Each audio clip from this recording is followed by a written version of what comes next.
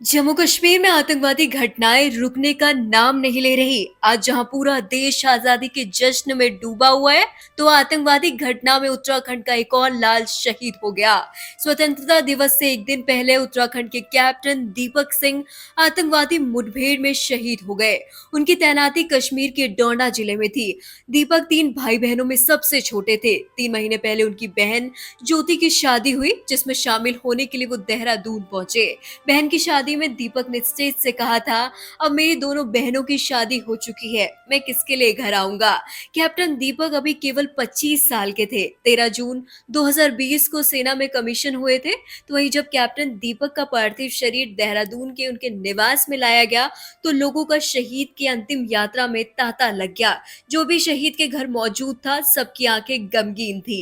लेकिन शहीद कैप्टन के पिता अपने बेटे की शहादत पर सीना चौड़ा करके खड़े थे। उन्होंने मीडिया कर्मियों से बातचीत के दौरान कहा, मुझे अपने बेटे की शहादत पर गर्व है। उसने देश के लिए अपनी जान दी है। उन्होंने कहा कि मैंने कल से एक आंसू नहीं निकाला और ना निकालूंगा।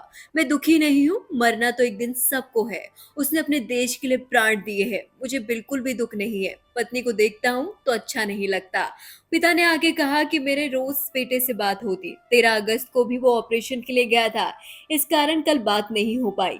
वो हमेशा सब कुछ मुझे बताता। रात को जब ऑपरेशन पर जाता तो मुझे बता देता। माँ को हमेशा सच नहीं बताता था, ताकि वो चिंता न करे। परिवार के अन्य सदस्य या लोगों को कहता कि मैं यूनिट में हूँ। शहीद दीपक सिंह के पिता ने आगे कहा कि वो 2 मई को बहन की शादी में शामिल होने देहरादून आए थे। 2 हफ्ते रुककर वापस चले गए। पिता ने आगे कहा कि 3 दिन पहले बताया कि दोस्त की शादी में शामिल होने गोवा जाना है, लेकिन शायद भाग्य को कुछ और ही मंजूर था। तो वहीं उनके पिता ने बताया कि बेटे को स्कूल से ही आर्मी में जाना चाहता था। आर्मी में उनका 2 जगह पर सिलेक्शन हुआ था, जिसमें उन्होंने आर्मी की इन्फिनिटी यूनिट को ज्वाइन किया। बहुत समझाने के बाद सिग्नल ज्वाइन किया। वो मुझसे पहले चला गया, इसी बात का दुख है। जब वो तिरंगे में लिपट कर आएगा तो मुझसे ज्यादा कौन गर्व महसूस करेगा।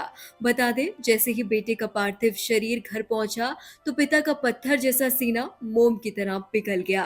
पिता बेटे का पार्थिव शरीर देखकर रोने लगे। तो वहीं शहीद के पिता ने आगे कहा कि हर महीने उत्तराखंड का कोई ना कोई सैनिक शहीद हो रहा है। सरकार को इसके बारे में गंभीरता से विचार करना चाहिए।